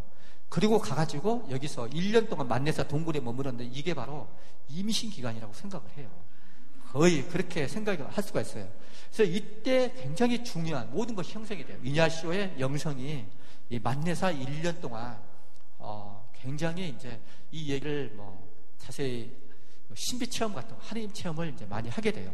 하고 나가지고 원래 가기로 했던 예루살렘으로 성지순례 예루살렘을 가가지고 여기서 그리스도의 발자취 바로 곁에서 여러분들 예루살렘 성지순례 가보셨어요? 가면 굉장히 다르죠. 정말 달라요. 여러분들 순례 아직 안 가신 분들은 빨리 가세요. 노세 젊어서 노세라는 말도 있지만은 가서 젊어서 가세요. 성지순례에 늙어지면 못 가나니. 시나이산도 못 올라가고 나이 먹으면. 그러니까 젊었을 때 가세요. 저는 예루살렘 가가지고 엄청 정말 너무나 달랐거든요. 이냐시오 성인이 여기 예루살렘에 가서 평생 살고 싶어 했어요. 원래 프란치스코 성인이 그랬거든요. 이슬람 신자들을 회두시키면서 예수님의 그 인간 예수를 옆에서 같이 느끼면서 호흡하면서 살고 싶었던 거예요. 그러니까 예수가 굉장히 중요했던 것이죠. 그런데 얼마 못 있다가 쫓겨나요. 자기가 여기 계속 버티고 있으려니까는 여기를 담당하고 있던 프란치스코 회 장상이 너 계속 이 고집 피우면은 내가 너 파면시킬 거야. 나 그런 권한이 있어? 이렇게 협박하니까 할 수 없이 물러나와요. 결국 왜냐하면은 이때 투르크가 여기를 점령하고 있었거든요. 투르크와의 전쟁이 많이 있었기 때문에 위험하니까 더 이상 머물지 못하게 한 거예요. 근데 이냐시오는 이 고집을 끝까지 간직을 해요. 그 미련이 계속 남았어요. 근데 끝까지 못 가. 자기 소원대로 안 돼요. 그런데 어쨌거나 이렇게 자기가 원래 계획을 해요. 이냐시오는. 계획을 하는데 계획한 것마다 항상 잘 되는 것이 아니라 계획대로 안 되는 경우가 많아요. 안 되면은요, 그러면은 하나님의 뜻이 뭘까? 또 생각하는 거예요. 이게 이냐시오를 성공으로 이끄는 것이었어요. 근데 운도 좋았지만은 자기가 하느님이 뭘 바라실까 생각을 하고 해보고서 뭐가 안 되면 실패가 되면 그러면 하느님의 뜻이 다른 것인가? 여기에 순종하면서 또 이렇게 나가는 거예요. 그래서 이냐시오는 그러면은 내가 이제 고향으로 돌아가서 공부를 해야 되겠구나. 그래가지고 도반들을 모아요. 자기 이제 신앙을 같이 나눌 그 영신수련 그 신앙 체험을 했잖아요. 그래서 만났는데 이 당시에 무슨 일이 있었냐면은요. 여러분들 조명파라고 일루나미스트라고 들어보셨어요? 그 조명파가 이때 와서 활기를 치기 시작했어요. 사실은 이냐시오가 회심할 때 읽었던 두 책들 있죠. 그것부터서가 이냐시오가 처음에 받았던, 그리고 말레사 동굴에 1년이 있었을 때 가장 죽을 때까지 손에 쥐고 있었던, 맨날 성경과 함께 항상 봤던 책이 뭐냐면은 준주성범이에요.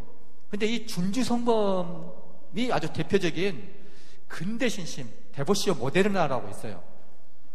근대 신심인데 이 근대 신심 계열의 서적이에요. 그리고 이냐시오가 읽었던 그리스도의 생애나 성인 열전은 다 이 근대 신심의 영성이 반영된 책이에요. 근대 신심이 뭐냐면 한마디로 프란치스코 영성을 이어받은 굉장히 실제적인 영성이에요. 예수를 본받자고 하는. 준주성범이 무슨 뜻인지 알죠? 주님을 본받아서 예수를, 그리스도를 본받아라는 뜻이에요. 그래서 굉장히 그런 영성이에요. 원래 예수를 본받는 것은 누가 제일 그 대표자예요? 프란치스 성인이에요. 프란치스 성인이 그랬어요. 예수를 끝까지 이렇게. 그런데 이 준주성범의 이 영향을 받아가지고 이제 이냐시오도 출발을 했는데 그때 프랑스에서 프란치스코 회 어떤 수녀님이 이것을 발전시켜가지고 이단으로 나아갔어요.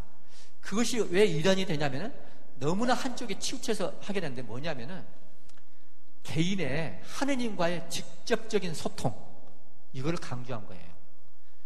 근데 이게 그때 이제 마틴 루터가 1517년에 이제 루터가 나왔잖아요. 그래서 이 마틴 루터 8호 5인이에요. 루터가 강조한 게 뭐예요? 개인의 직접적인 하느님 체험이에요. 하느님과 직접 대화하는 것, 누구 중개자를 두지 않고 이런 경향이 강했던 거예요.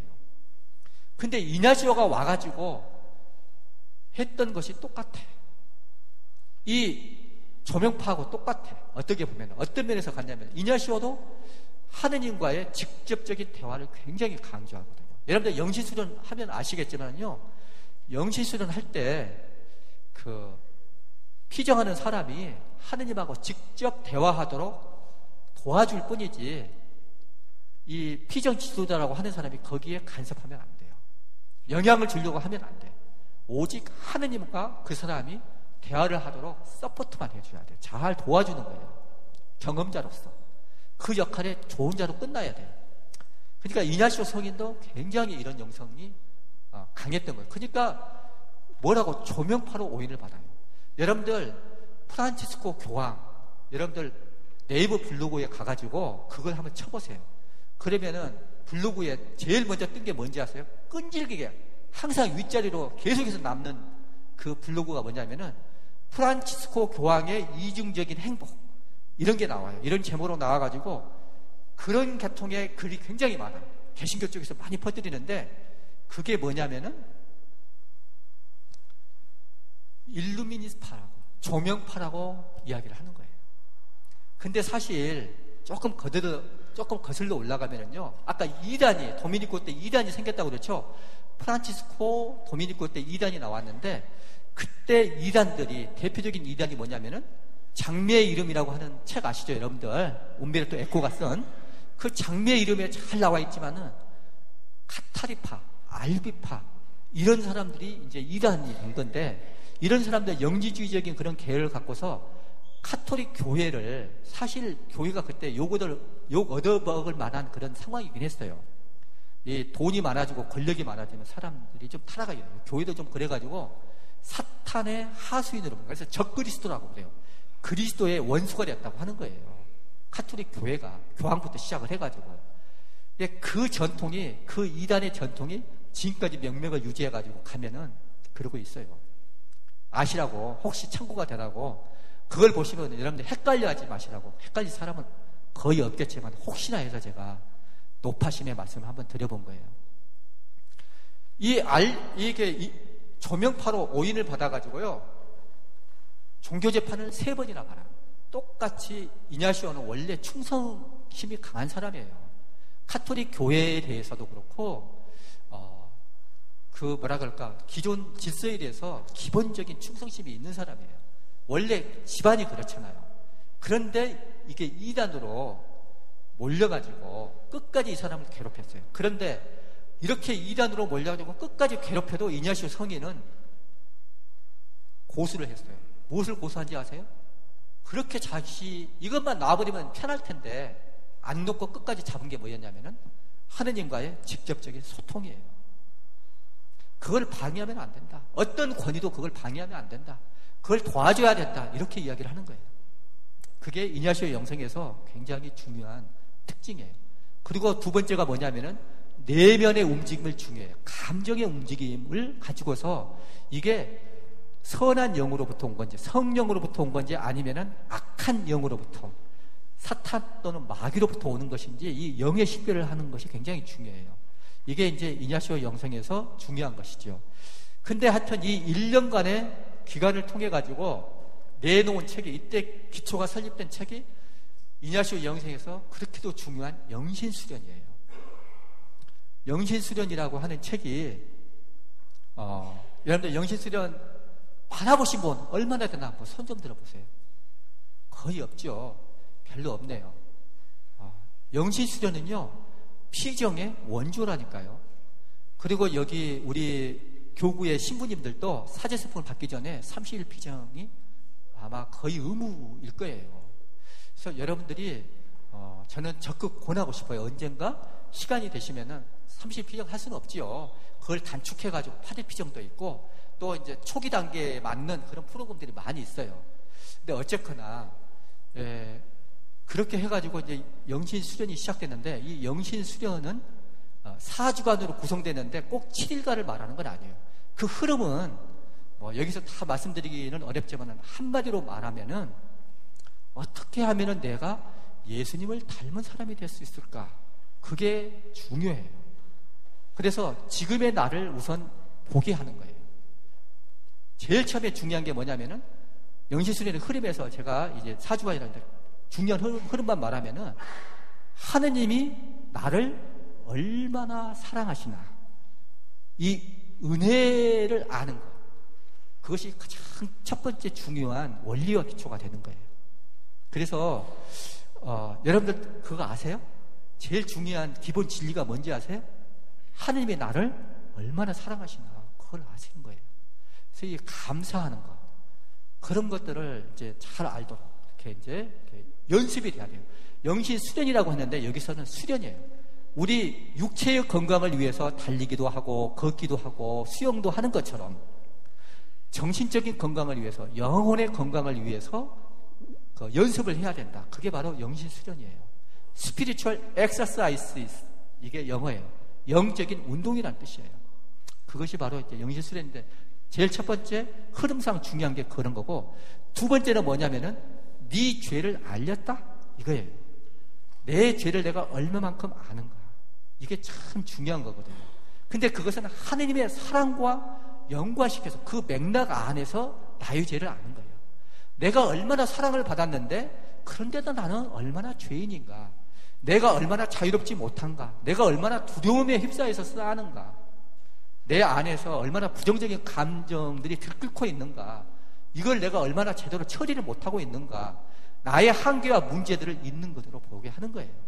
그러면서 그리스도가 어떻게 우리한테 여기서 그 중요한 구원자가 될 수 있는지 그런 것들을 이제 느끼게 하는 것이죠. 그리고 나서 그리스도를 찾게 되는 거예요. 그래서 예수하고 친해지는 것, 이것만이 답이라는 것을 이제 느끼게 되는 것이죠. 그렇잖아요, 여러분들도. 그러면 어떻게 하면 예수하고 친해질 수 있을까? 그것이 바로 이제 두 번째 주간에 해당되는 거고, 그 정점이 뭐냐면은 예수하고 일치가 된다.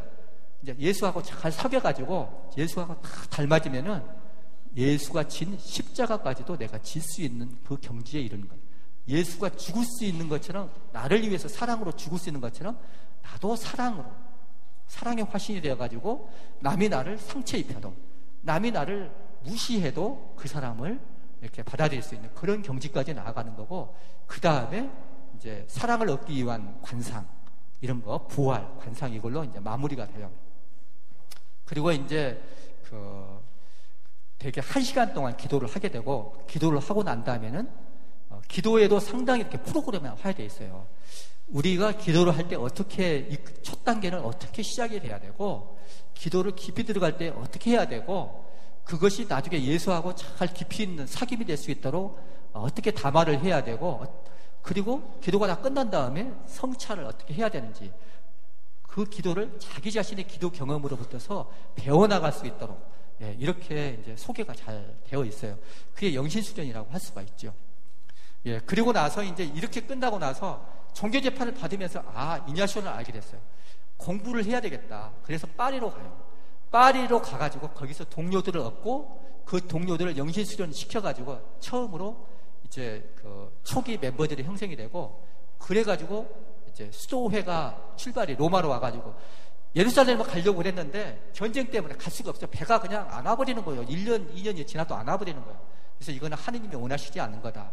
그래서 예루살렘 대신에 로마로 오라고 교황님이 이야기해가지고 그래서 교황의 뜻에 따라서 살기로 그렇게 해가지고 거기서 세계사에 엄청난 큰 뭐랄까 영적인 흐름을 바꿔놓는 그런 일이 거기서부터 시작돼요. 그래서 1540년에 예수가 시작이 되고 1556년에 이냐시오 성인이 돌아가실 때까지 이냐시오는 그 전까지는 맨날 돌아다녔는데 그 다음부터서는 로마에 붙박여가지고 어디 돌아다니지도 않고 그 일만 이렇게 하게 됐어요. 가장 중요한 게 이 영신수련이고 그 다음에 예수를 만든 거고 그 예수의 위를 위한 회헌이 이렇게 만드는 그 세 가지 작업이 굉장히 크다고 해요. 이냐시오의 이렇게 생애를 이야기를 했는데 제가 남은 시간 동안에 한 10여 분 정도 제가 10분 정도 이제 이냐시오 영성에 대해서 중요한 특징이 뭔지 한번 읽어드리겠어요. 그거는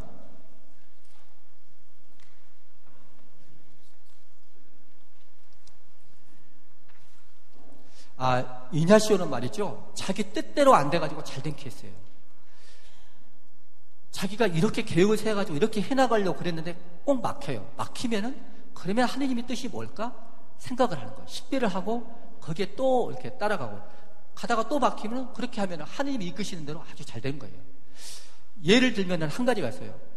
어떤 무어인이 여기 그라나다 그 이슬람 그 사람이 무어인이거든요. 이 아프리카 쪽에 이슬람 세력이에요. 그 무어인을 길 가다가 만났는데 이 사람이 성모님을 모독한 거예요. 그러니까 이냐시오는 성질이 나가지고 갖다 그냥 칼로 쳐버릴까? 죽여버릴 생각을 한 거예요. 좀 이렇게 뭐가 아직 그런 일이 있었는데 이 사람이 어디로 갔는지 모르는 거야. 그래서 나귀를 타고 가다가 이제 갈림길이 있는데 이쪽으로 갈까 저쪽으로 갈까 모르는 거야. 그래서 나귀한테 맡겼어요. 나귀가 가는 대로 따라간 거야. 나귀는 무예인이 가는 길을 피해서 가버렸어요. 그래서 이냐시오 성인이 죄를 짓지 않게 됐죠. 살인죄를 질 뻔했어요. 그리고 아까 말씀드린 것처럼 종교재판을 받으면서 프랑스 파리로 갔어요. 프랑스 파리로 가가지고 처음으로 동지를 얻고 그 다음에 교육을 제대로 받은 거예요. 거기서 이제 그 스콜라 철학, 도미니코 회원들한테서 제대로 공부를 배울 수도 있었고, 그리고 예루살렘도 또 가려고 그랬어요. 여기서 동지들 모아놓고 7명 동지들하고 같이 예루살렘에 가려고 그랬는데 그때부터 계속 배가 예루살렘에 가는 배가 그때부터 1, 2년 동안 안 가버리는 거야. 전쟁이 나가지고. 그러니까 가지도 못해. 그래서 할 수 없이 그러면 어떻게 할 것인가 이제 동지들하고 같이 회의를 해가지고 결정한 게 그러면 로마로 가서 교황님도 그랬어요. 로마가 새로운 예루살렘이다. 그래가지고 교황님한테 뜻에 따르겠다. 그래서 이제 이렇게 예수회가 된 거예요. 그래서 이 사람은 여러분들도 이제 그럴 수가 있죠. 내 뜻이 좌절돼가지고 오히려 하나님 뜻에 맡길 때 일이 더 잘 돼버리는 그런 케이스라고 볼 수가 있어요. 그리고 그런 것만이 아니에요. 이냐시오는 프란치스코 하비에르 있죠. 이 사람이 이냐시오 뜻에 따라서 여기 동아시아까지 우리 이쪽에까지 와서 선교한 건 아시죠? 근데 이분을 보내는 것도 원래 이 사람을 보내려고 하는 것이 아닌데 딴 사람을 보내려고 그랬는데 이냐시오의 아주 골칫거리가 된 초창기 멤버가 있어요. 이냐시오하고 좀 사이가 안 좋은 이 사람 보내려고 했는데 그때마다 이 사람들이 다 병이 나버렸어요. 그래서 이제 대신 프란치스코 하비에를 보냈는데 이 프란치스코 하비에를 보내는 것이 정말 잘 된 것 같아요. 진짜 잘 됐거든요. 프란치스코 하비에르 성인은 기적 사화가 많아요. 근데 이 기적 사화를 자기가 다 부인해. 근데 많이 떠들거든요. 이 사람이 광동성 앞에 쌍천섬으로 가가지고 중국에 들어가려다가 바로 전에 죽었거든요. 더운 나라인데 인도로 가가지고 인도도 더운 나라잖아요. 거기 있었는데 몇 년이 돼도 시신이 썩지를 않는 거예요. 그런 일화로도 유명하죠. 그래서 지금도 제가 바로 들었는데 일본에 가서 한국인 수녀님 일하고 계시는데 그분도 그분 자기가 간호사니까 불치병인 줄 알았는데 이분 축일이 12월 3일이거든요. 그 축일날 이 프란치스코 하비레한테 전고해가지고 나와버린 거예요. 기적적으로 병이 깜짝 놀. 그래서 엄청 열심히 예수회를 위해서 지금도 가이드 일을 하세요. 몇백 년이 지나도 지금도 그런 통공이 통해요. 프란치스코 하비레 성인이 그랬고요. 그 다음에 원래 이냐시오 성인은 대학 하려고 하지 않았어요.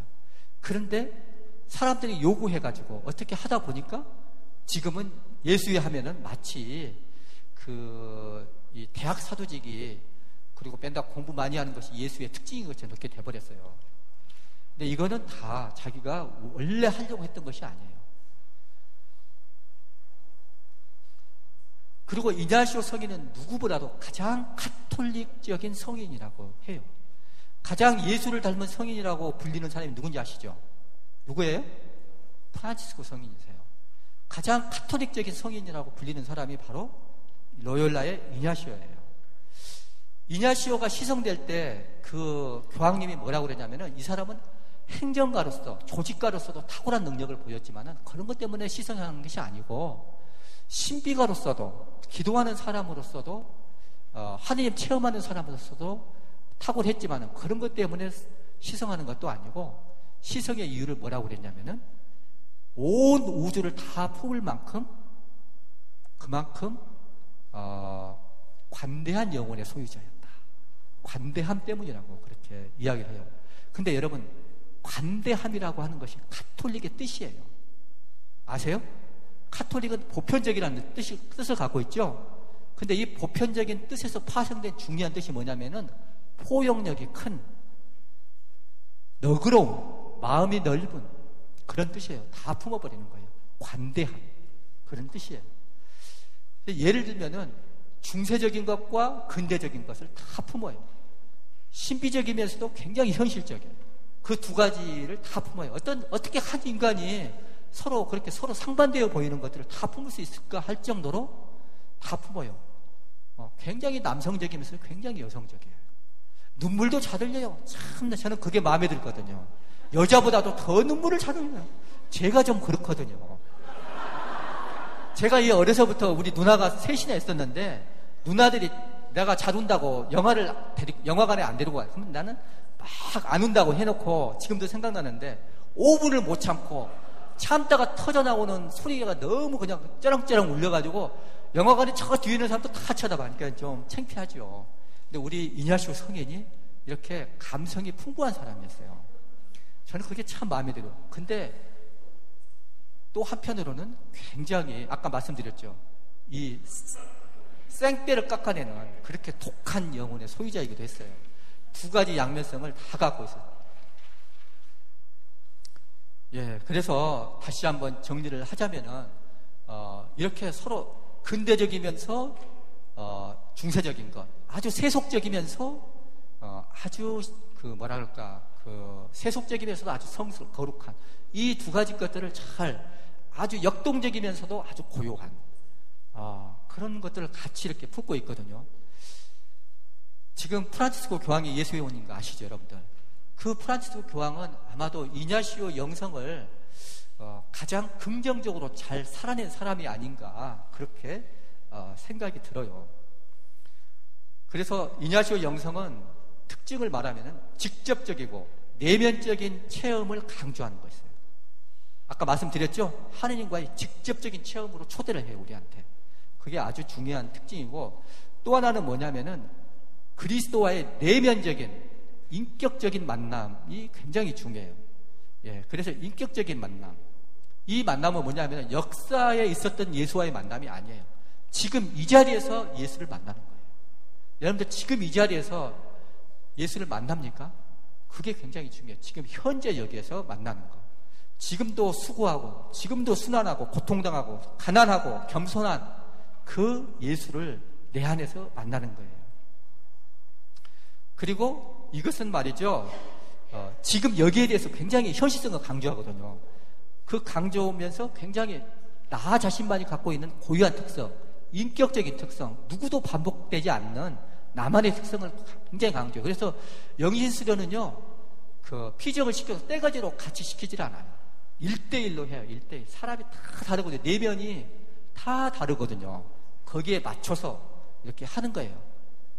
그러니까 제가 지금 입고 있는 양복은 맞춤 양복이거든요.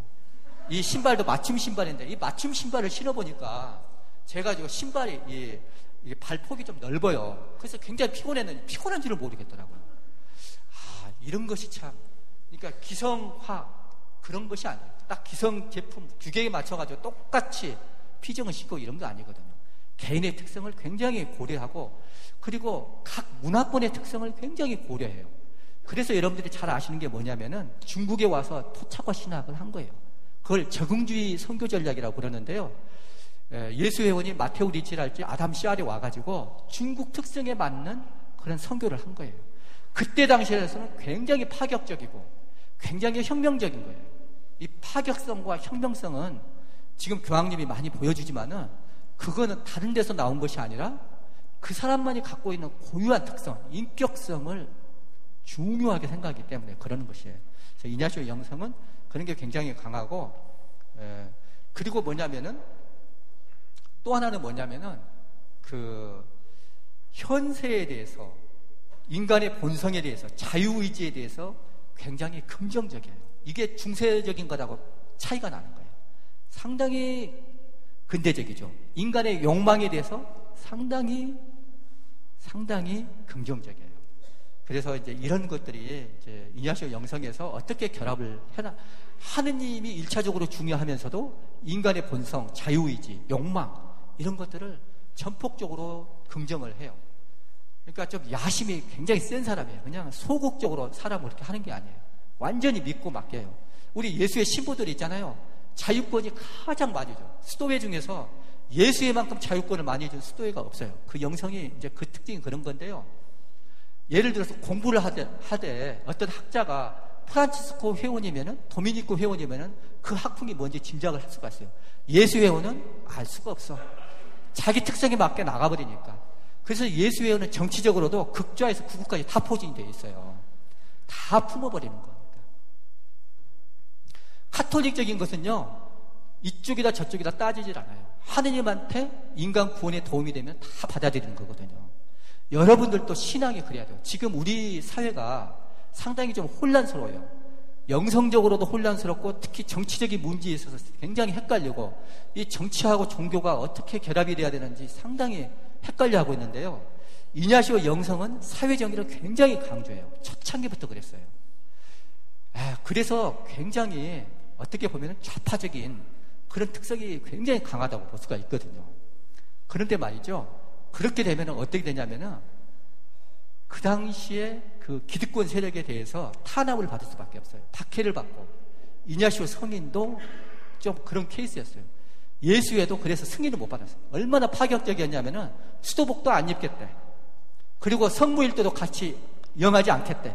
무슨 수도회가 이래가지고 그 보수파들에 의해서 그 계속 보류가 되다가 1년 정도 보류가 되다가 마침 굉장히 이냐시오 영신 수련을 받은 호의적인 그 추기경님이 크게 영향을 발휘해가지고 겨우 수도회 인가를 받은 거예요. 그것도 뭐 한 몇백 명으로, 몇십 명으로 제한한 조건 하에서, 물론 몇 년 만에 풀렸지만, 그래서 이제 갑자기 증거를 했지만, 그래서 상당히 사회정의 의식이 처음부터 강했고 정치적이고 그런 면이 강한데, 단 특징은 뭐냐면 이냐시오는 포용적인 사람이에요. 그래서 자기 자신이 귀족 출신이어가지고 세력가들에 대해서 굉장히 이렇게 이해심이 많았고 그런 사람들을 배척하지 않아요. 그래서 같이 품어버리는 거예요. 그러니까 이게 참 대단한 것이죠. 그러니까 원수도 다 사랑하고 모든 것들을 다 품는, 이게 바로 카톨릭성이에요. 정치적으로 나는 이 파다, 나는 저 파다, 그래서 나는 다른 파는 보지도 않아요. 우리나라가 조선 후기부터 좀 그랬거든요. 노론, 소론, 뭐 남인 갈라져가지고 이게 복식부터 달라요. 삭도 트는 것도 이쪽으로 틀기도 하고 저쪽으로 틀기도 하고, 그걸로 표시를 내가지고 같은 당파가 아니면 혼인도 안 하고 말도 안 건네고, 우리나라가 좀 그런 것이 있었거든요.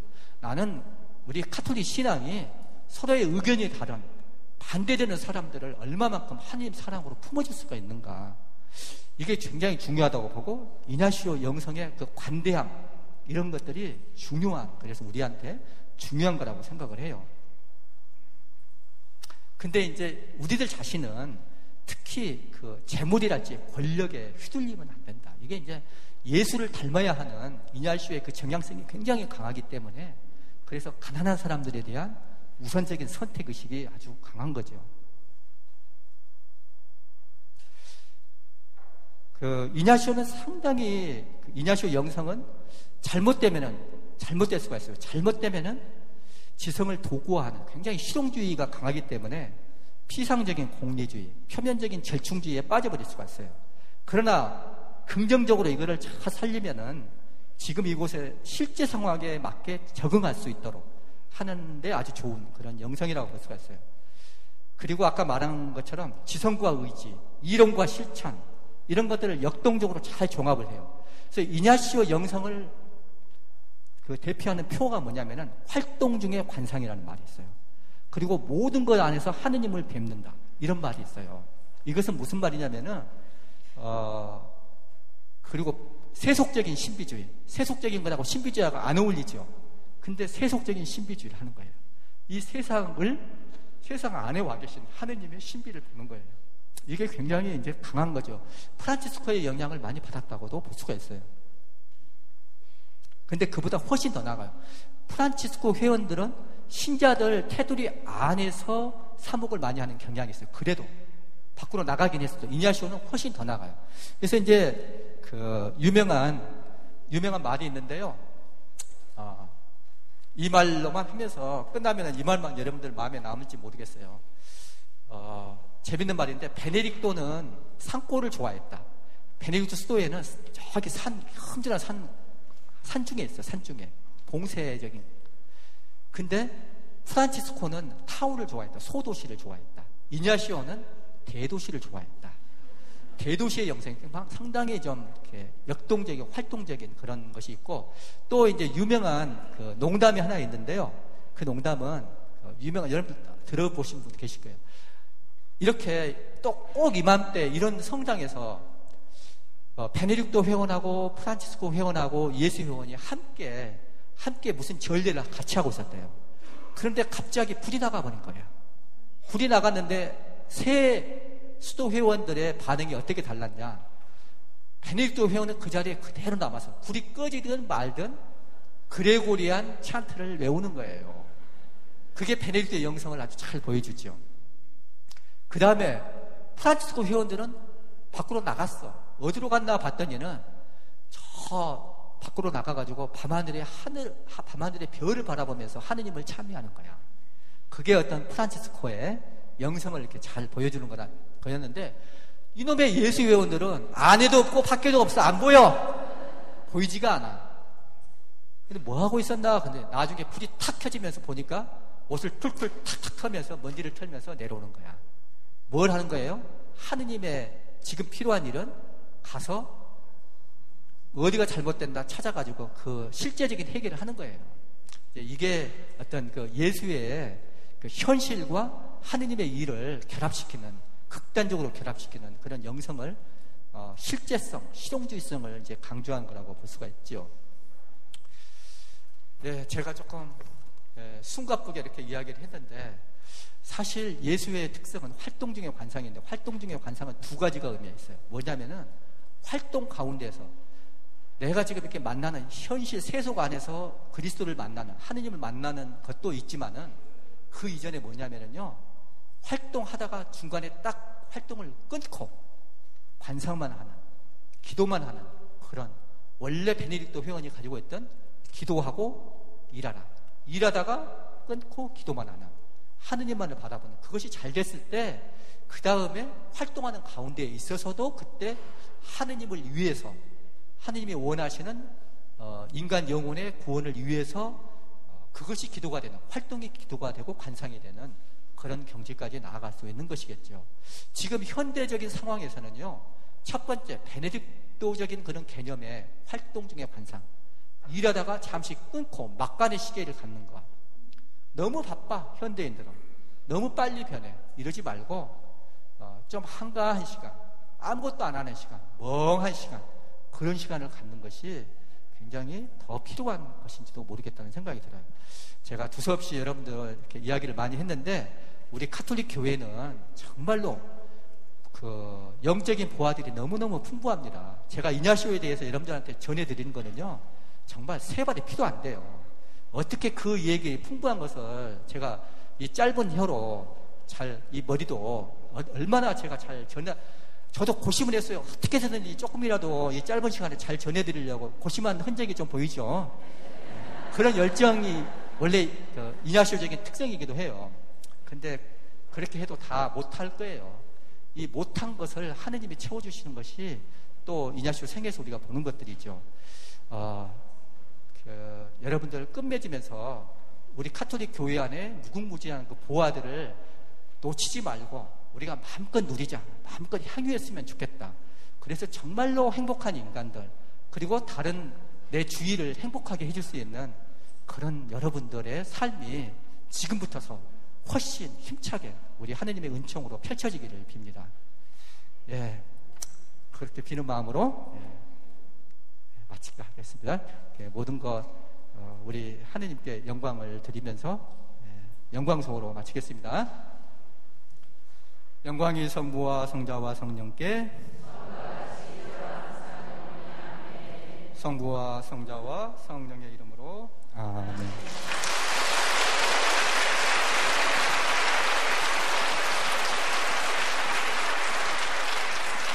예, 오늘 이냐시오 성인의 영성에 대해서 강의해 주신 신백석 신부님께 다시 한번 박수 부탁드립니다. 감사합니다.